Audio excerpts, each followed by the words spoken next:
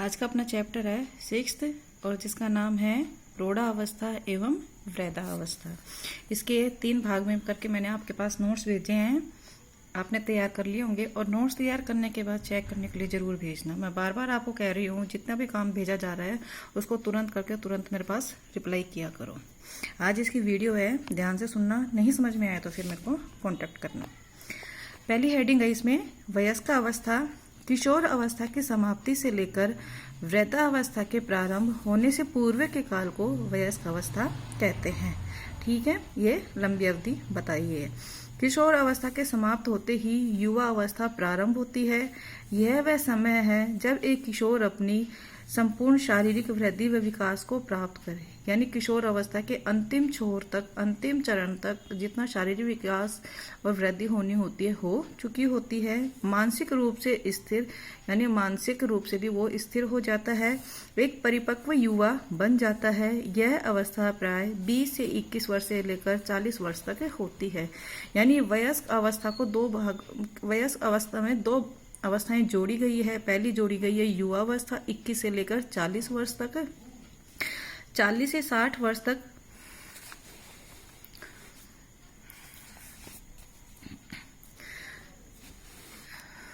40 से 60 वर्ष तक प्रौढ़ावस्था होती है। इस दौरान परिवर्तन बहुत धीमे होते हैं। युवा एवं प्रौढ़ को सामूहिक रूप से वयस्क कहते हैं एवं इन अवस्थाओं को सामूहिक रूप से वयस्क अवस्था कहते हैं।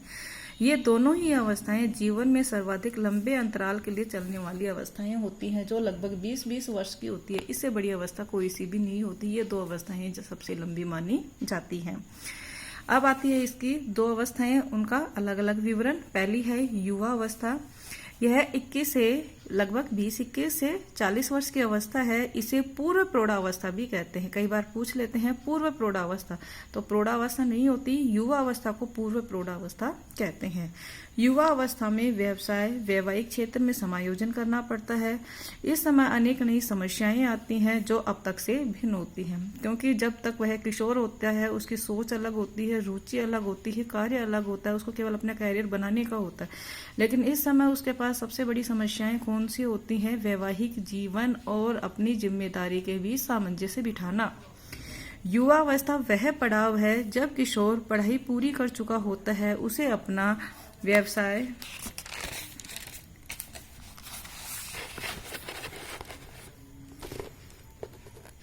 निश्चित करना होता है, भावी जीवन यापन के लिए निश्चित कार्य करना होता है, जीवन में स्थिरता लाने के लिए उपयुक्त जीवन साथी चुनकर गृहस्थी बसानी होती है, संतान पैदा कर पालन पोषण करते हैं, सामाजिक समूहों में भाग लेते हैं, व्यक्तिगत जीवन और सामाजिक दायित्वों में तालमेल बिठाते हैं, सामंजस्य बिठाते हैं।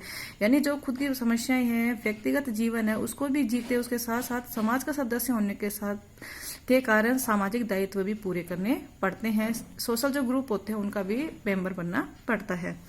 इस प्रकार युवक चंचलता व चपलता की लगाम खींचकर जीवन में स्थिरता लाते हैं, पारिवारिक व सामाजिक दायित्व पूरा करते हैं, जीवन साथी के साथ खुश रहते हैं, आर्थिक क्षेत्र में उन्नति करते हुए सफल उद्यमी बनते हैं। यानी अपने जीवन में जितनी उन्नति करनी होती है यही वह अवस्था होती है। युवा अवस्था शारीरिक परिवर्तन की अवस्था है, जिसमें शारीरिक व मानसिक श्रम करते हुए, तनाव व थकान आदि को झेलते हुए युवक व युवतियों को सामंजस्य बिठाना होता है। राष्ट्र की उत्पादन क्षमता एवं सुख समृद्धि सुनिश्चित होती है, युवाओं पर ही निर्भर होती है। ये थी युवा अवस्था। वयस्क अवस्था का दूसरा भाग है प्रौढ़ावस्था। प्रौढ़ावस्था को मध्य व्यय भी कहते हैं। ठीक है, प्रौढ़ावस्था का भी दूसरा नाम है मध्य व्यय। यह अवस्था 40 से 60 वर्ष तक चलती है। इस अवस्था में जनन, शारीरिक शक्ति व मानसिक स्फूर्ति कम हो जाती है। यह जीवन में शिखर अवस्था मानी जाती है। प्रौढ़ अपनी आर्थिक एवं सामाजिक उन्नति के चरम उत्कर्ष पर होता है। यानी जितनी प्रोग्रेस होती है इसके अंतिम चरण तक वह अपने लास्ट स्टेज पे होता है। उसके बाद धीरे धीरे उसकी अवस्था गिरने लग जाती है, वह उससे ज्यादा उन्नति नहीं कर सकता। संवेगात्मक रूप से स्थिर, शांत, सौम्य एवं अनुभवी प्रौढ़ है। इस अवस्था में वृद्धावस्था की प्रतिगामी परिवर्तन की शुरुआत होने लगती है। यानी विकास का विनाशात्मक काल शुरू होने लगता है। यह इसकी दो अवस्थाएं बताई गई है। अब आती है इसके आगे अवस्था वृद्धावस्था। वृद्धावस्था क्या होती है? वृद्धावस्था जीवन की अंतिम अवस्था है। यह 60 से मृत्यु होने तक होती है। इस अवस्था में शरीर निर्माण का कार्य नहीं होता बल्कि विनाश का कार्य होता है। शरीर जीर्ण शीर्ण होने लगता है। इसे हास्य की अवस्था भी कहते हैं, कमजोरी की अवस्था भी कहते हैं। वृद्धावस्था की वह अवधि जिसमें हास्य धीमा और क्रमिक होता है, जिसमें क्षतिपूर्ति की जा सकती है, जरत्व कहलाती है। ठीक है, जो 50 साल प्राप्त करने के बाद आती है जरत्व की स्थिति। जब शरीर पूरी तरह टूट जाता है, मानसिक अस्त व्यस्तता आ जाती है, अनमनस्क व लापरवाही एवं कुसमायोजित हो जाता है, इसे जरा या सठियाना कहते हैं, जिसमें सुधार की कोई संभावना नहीं होती। इस ठीक है, ये वृद्ध अवस्था बताई गई है। जीवन का अंतिम अवस्था 60 वर्ष के बाद की जो अवस्था, जब तक मृत्यु नहीं हो जाती, जब तक वृद्धावस्था ही मानी जाती है। इसको हास्य की अवस्था भी कहा जाता है, जरत्व की अवस्था भी कहा जाता है। कई बार जरत्व और जरा में अंतर भी पूछ लेते हैं। अब है वृद्धावस्था में होने वाले परिवर्तन व समस्याएं, यानी वृद्ध को कौन कौन सी समस्याएं होती हैं और कौन कौन से परिवर्तन उनमें देखने को मिलते हैं। सबसे पहले आता है शारीरिक परिवर्तन।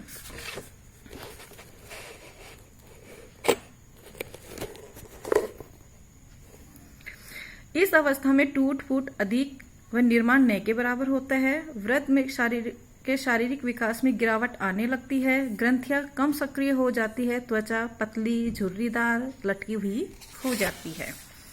दांत गिरने लगते हैं। मुंह पोपला हो जाता है। बोलने में स्पष्टता नहीं आती। भोजन पचाने में परेशानी आती है, क्योंकि जब भोजन सही से कटेगा ही नहीं, लारी नहीं निकलेगी, तो भोजन का पाचन सही से नहीं होगा।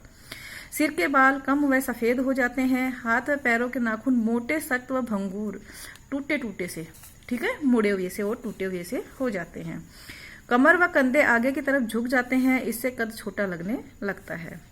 मांसपेशियों की क्रियाशीलता कम हो जाती है। ऊतकों में कोलेजन की मात्रा बढ़ जाती है। हड्डियों में व जोड़ों में स्नेहक द्रव्य कम होने से दर्द रहने लगता है। मुड़ने में उनको परेशानी आने लगती है। नाड़ी संस्थान कमजोर होने से ज्ञानेंद्रियों की शक्ति क्षीण होने लगती है। देखना, सुनना, सूंघना, स्वाद, स्पर्श अब उनको अनुभव धीरे धीरे कम होने लगते हैं। ग्रंथियों से निकलने वाले हार्मोन की मात्रा असंतुलित हो जाती है, जिससे कई बीमारियां होती है, जैसे ऑस्टोपोरोसिस। ऑस्टोपोरोसिस का मतलब होता है हड्डियां धीरे धीरे इतनी कमजोर हो जाती है, अस्थि मृदुलता जैसी बीमारी, जिनके ठीक होने की संभावना भी कम होती है। कई बार तो ये हड्डियां मुड़ी हुई सी भी हो जाती हैं। रोग प्रतिरोधक क्षमता कम हो जाती है, जिससे संक्रमण अधिक होता है, यानी कोई भी बीमारी हो जाती है तो जल्दी से ठीक नहीं होते। इस अवस्था में नींद कम आने लगती है। निद्रा की बीमारी होने लगती है। उपापचय की दर कम होने से पाचन क्रिया गड़बड़ हो जाती है, जिससे लगभग कब्ज की शिकायत रहने लगती है। ये वृद्धावस्था की शारीरिक समस्याएं होती हैं। अगला टॉपिक है सामाजिक परिवर्तन। कौन कौन से सामाजिक परिवर्तन देखने को मिलते हैं? आयु वृद्धि में सामाजिक क्रियाकलापों की कमी होने लगती है, यानी सामाजिक दायित्व जितने निभाते थे अब वो कम हो जाते हैं। स्वास्थ्य गिरने से विभिन्न गतिविधियों का दायरा सीमित व संकुचित हो जाता है। सेवानिवृत्ति वृद्ध का सहयोगी से मिलना जुलना कम हो जाता है। जहां ऑफिस में कहीं भी जो व्यक्ति काम करता है, सेवानिवृत्ति के बाद वृद्धावस्था में अब वह उनसे मिलना जुलना कम हो जाता है या बंद हो जाता है। वृद्ध व्यक्ति का समाज उनका पारिवारिक जीवन ही बनकर रह जाता है। लोगों से मिलना जुलना या ज्यादा लोगों से मिलना जुलना बंद होने लगता है। वृद्धावस्था में परिवार के सदस्यों पर निर्भरता बढ़ने लगती है। सेल्फ डिपेंड नहीं होते, अपने हर छोटे छोटे काम के लिए दूसरों पर निर्भर रहने लगते हैं। परिवार के सदस्यों की रुचि वृद्ध की रुचि से मेल नहीं खाती। परिवार के सदस्यों की उम्र के अनुसार उनकी रुचि अलग होती है, वृद्ध की रुचि अलग होती है। अब उनमें जब तालमेल नहीं होता तो उनके विचारों में भी तालमेल नहीं होता। अगला आता है आर्थिक परिवर्तन। शारीरिक स्वास्थ्य कमजोर होने से कार्य करने की शक्ति सीमित होने लगती है। आर्थिक आवश्यकता के लिए परिवार के सदस्यों पर निर्भर रहने लगते हैं। सेवानिवृत्ति पर पेंशन में कमी या वेतन कटौती से आवश्यकता की पूर्ति में परेशानी आने लगती है, यानी हर छोटी छोटी आवश्यकता की पूर्ति के लिए परिवार के सदस्यों पर निर्भर रहने लग जाते हैं। फिर है संवेगात्मक परिवर्तन। सबसे ज्यादा प्रभाव संवेगात्मक परिवर्तन में ही देखने को मिलता है, क्योंकि स्वभाव में चिड़चिड़ापन आ जाता है। संवेग अस्थिर होने लगते हैं। व्यवहार बदल जाता है। संवेगों में अस्थिरता आने से व्यवहार विचलित हो जाता है।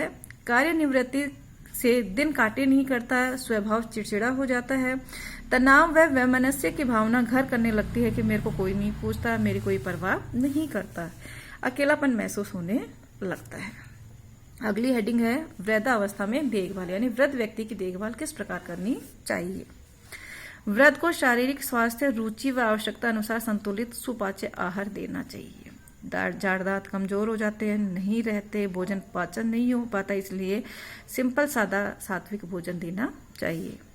इस अवस्था में पूर्ण विश्राम व निद्रा के लिए एकांत व शांत व्यवस्था होनी चाहिए। उनके कक्ष इस तरह से हो जहाँ पर ज्यादा शोरगुल नहीं हो, उनके शरीर के अनुसार उचित रहे, ऐसी जगह उनके विश्राम करने की जगह बनानी चाहिए।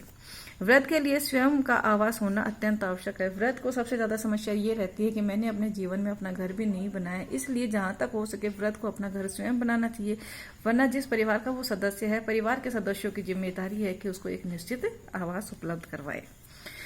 वृद्धावस्था में रोग प्रतिरोधक क्षमता कम होने से कई बीमारियां होने लगती है, इसके लिए समय समय पर चिकित्सा सुविधा देनी चाहिए। वृद्धावस्था में कई बीमारियां होने लगती है, इसलिए उनको पूरी देखभाल की आवश्यकता होती है।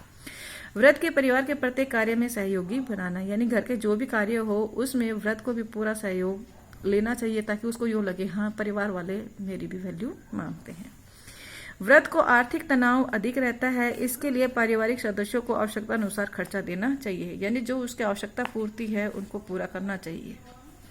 समय समय पर मित्रों व रिश्तेदारों से मिलाना, जब कभी कोई छोटा मोटा फंक्शन रखना, किसी के आना जाना, तो वृद्ध को भी ले जाना चाहिए या उनको भी बुलाते रहना चाहिए, ताकि वृद्ध को ये नहीं लगे कि मेरा आप किसी से मिलना जुलना नहीं होता, किसी को मेरी परवाह नहीं। ठीक है, सिंपल सा लेसन है, कोई दिक्कत नहीं है। नोट्स आपके पास कंप्लीट है, पढ़ने की कोशिश करना, वीडियो देखना, समझ आ जाएगा। आज के लिए इतना ही, ओके।